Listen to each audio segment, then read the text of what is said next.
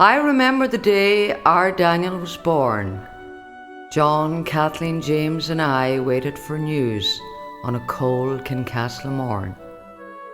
And how our young hearts sang with joy when Daddy announced it's a baby boy. Little then were we to know the path he would take or the way things would go. When Daniel was just a 6-year-old child, Dad passed away, and how all of us cried.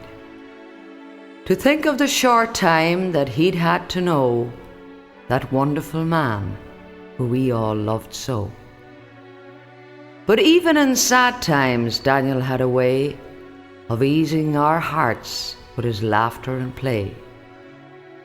I was now 16 and out on the road with a few good old songs and a band of my own.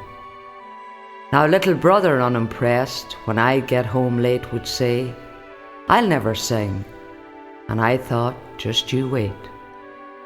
One night I remember Daniel was 10, and I took him to Mayo, to a carnival where I sang. Daniel got up and sang Cabin Home on the Hill.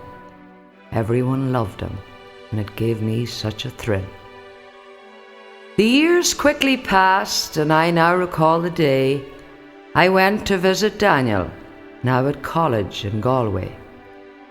And isn't it strange the changes life brings?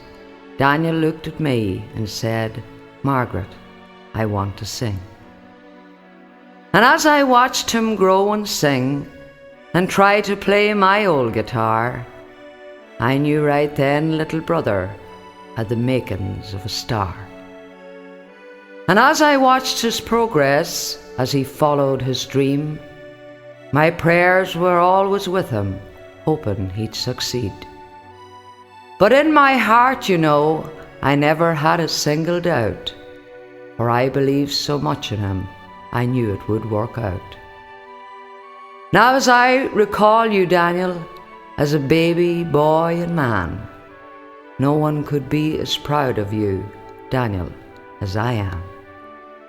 Not because you're famous now, or because you are a star, but because of all the joy you've brought and the wonderful person you are.